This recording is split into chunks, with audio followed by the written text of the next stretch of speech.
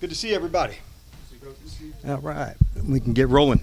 I thought I'd share one quick story. As I was over the last few days, Adam and I have visited with all of the rookies, and it was a good exercise because driving in this morning, it made me think of the conversations from last year.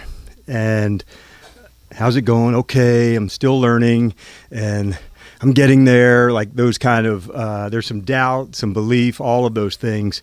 And guys like Jaden and Mikey had a remarkable year. And so to think back, that conversation sitting around that table, like, we're going to get you there one step at a time all the way through, because it's easy to forget, they were rookies in the same spot last year. But I also smile because they don't know still what Adam and I know, that they're about to make a big jump into going from year one into year two. And that's one of the biggest jumps, and there's excitement in that. So I thought of guys like Brandon and Luke and Johnny and Tio and Jordan, Ben, Yankoff, Javante, just Dom, all of them. I'm excited to see where they're going to go because they're ready to take this next jump, and there's excitement in growing and learning. And they're exactly where I'd hope they'd be going into this camp, and eager to take that next stop and that next jump of where they're going to go. And so seeing the nervous energy of the newest ones combined with the guys going into year two and the jump they're going to make, it was made for an interesting couple of days. So I thought I'd share that with you, and we'll get started. Questions about the camp and getting rocking. Obviously, Terry not here. How does that affect you guys just in terms of planning these sessions? And is there at all any concern that it could affect the offense as a whole down the road as they really build that rapport together? Sure. And the good news is lots of rapport has been built. And so those are all the times and, hours and hours upon doing that. Hey, sometimes football and business, they intersect. And this is one of those times. Terry is a fantastic teammate and really puts in the work, and spent a lot of time with him already this offseason. So, but the business side of things, Adam and their crew and Terry and his group, they'll let them work through that. But in the meantime, lots of stuff to do, and we try to customize as much as we can, Nikki, who can do what, who's in rehab, who can do some things, who can do everything, who needs to see more during this time of year, and who do we need to see less. And so this is one of those times you're really able to customize the script and the work to do that. Brandon Coleman, as you've kind of just moved him around like you're moving around other guys, how has he kind of adapted and adjusted as you've done that? Yeah, really coming into it, because he had good versatility coming out of TCU, the move inside, he was ready to begin that process early. So it started prior to him even getting to the offseason program, in his training, working on different sets to do that. So he's a rare guy because he's got the width and the bulk to play inside, but the athleticism to play outside. But he's really locked in on the techniques that it'll take. And so for the big guys, they don't get to fully express that until the training camp, just by the nature of their positions. But he's done an excellent job of getting the timing and the footwork and the sets in that he can.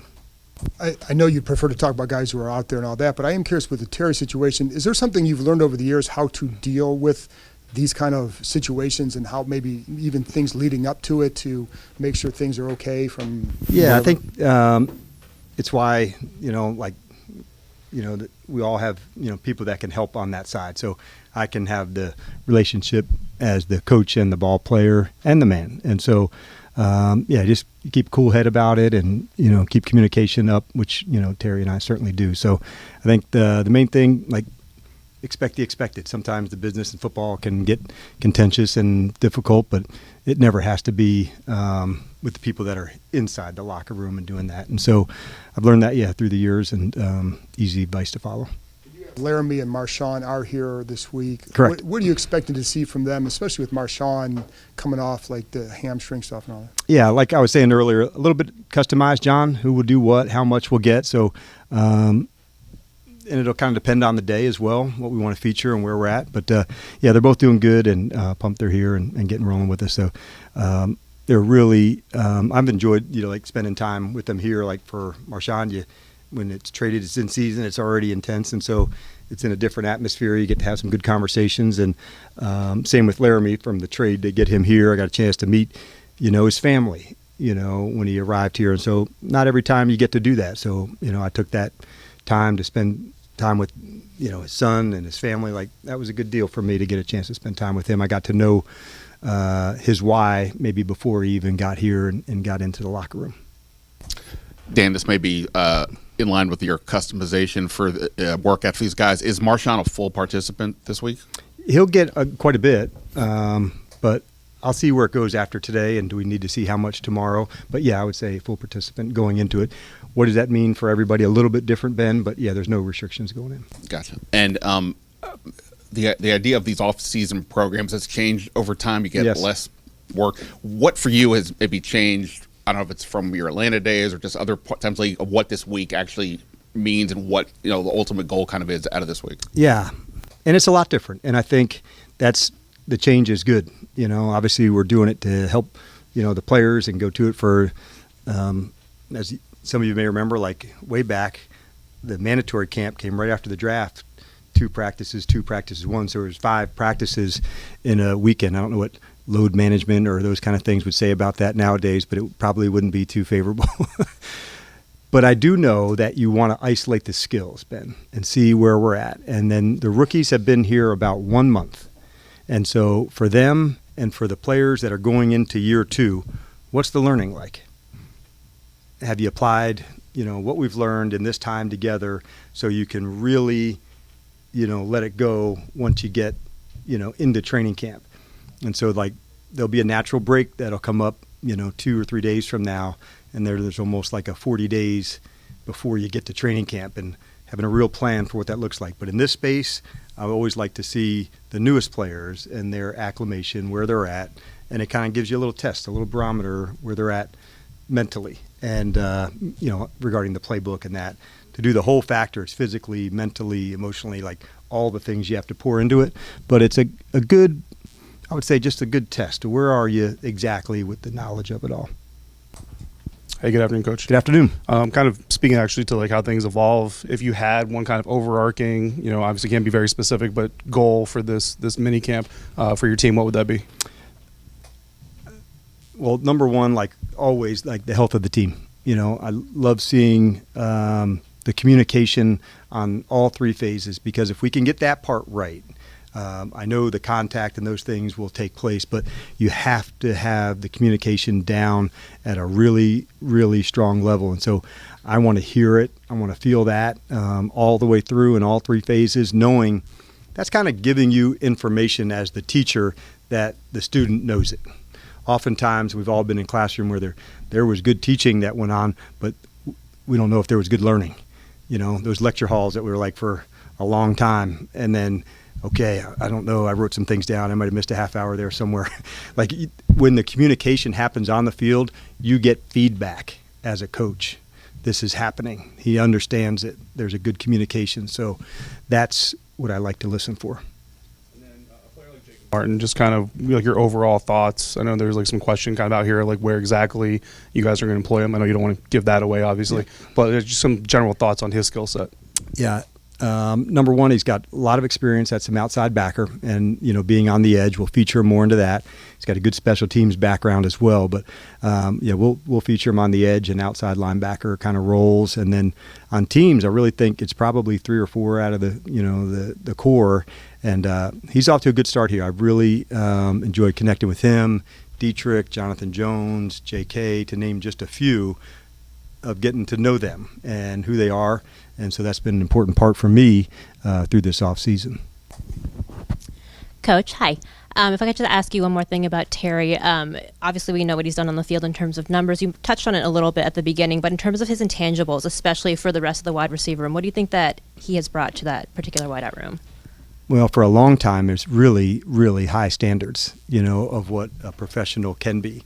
I can think back to one of the things he was working on last training camp, and I remember standing with Adam. He was working on low catches, so they were like either stationary or running catches that were below the knee, and it's like that type of specific throws after practice that were down towards his feet. That's a pro's pro, where he was finding the smallest of detail to get better at, not the catch that's right here. And he was already exceptional at tracking the deep ball and looking over his shoulder. So I love when people are finding a specific thing. I want to work on that thing to get better at it. I think Terry, that was like a clear demonstration of that. It may sound like a small thing, but that's really, like finding the edge to say, what can I, work on? And one more thing, you said you spent a lot of time with the rookies. Obviously, that's such a tough transition, I think, for any player to come from college to the pro level. What do you hope that they take away from this particular minicamp in this time period that they've had? I want them to know that the process that they're going through is normal, and I want them to fail successfully some, knowing that there's going to be mistakes, and this is the only way they know if this technique that we're teaching is going to work. If you don't do that, you're really shortchanging yourself, because the way Jason Simmons may teach a specific technique may be new to them, and then all of a sudden it just clicks. And okay, but you do have to apply it and try it to go. And at the end of it, I think you need to show them belief. I think that is powerful when you're seeing them do it. I don't think it can be just blind, hey, you're going to be great, and then not showing all the work that has to go into it. But knowing that there's a process that all the people have gone through, and early they were guarded. I don't know what it's going to be like here. They'd heard, okay, the people will look after you, meaning the other players, to help you grow. And so I think that helped, knowing, like, one of the questions I ask is, who's made a big impact on you since you've been here? And so many times you hear it's this player, this player. Sometimes it might have been somebody they sat next to in the locker room, but not at the same position. And so it kind of gives me a little test too, to know who's already making an impact as they're going. So it is a question, like during these meetings over the last few days. But it's a hard process for them.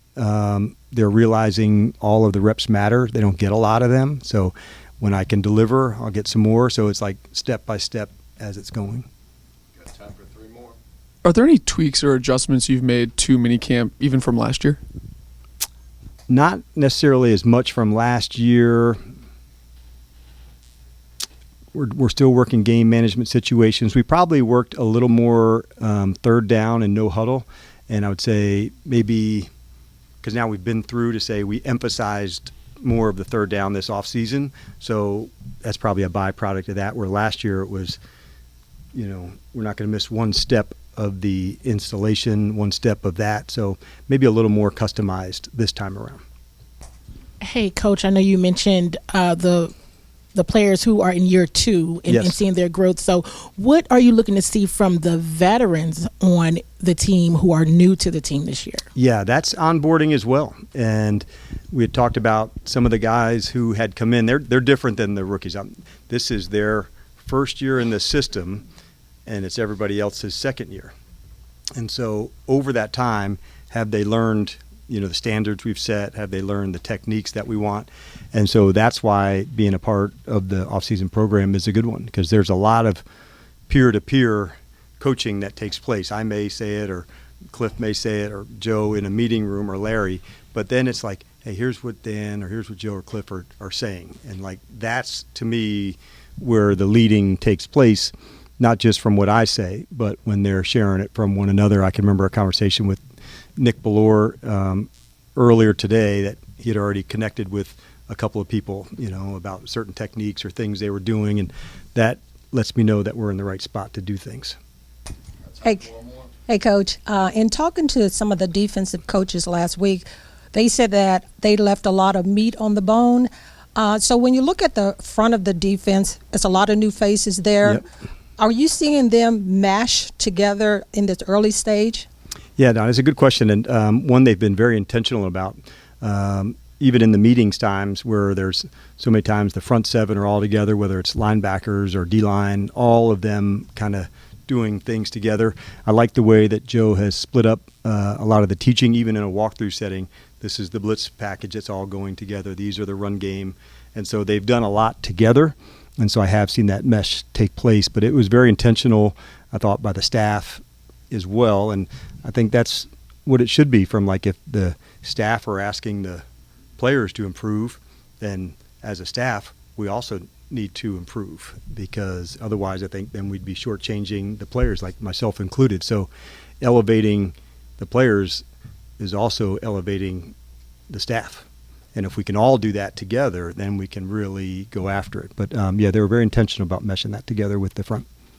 All right. Thanks, Coach. All right, everybody. We'll see you tomorrow. Thank you.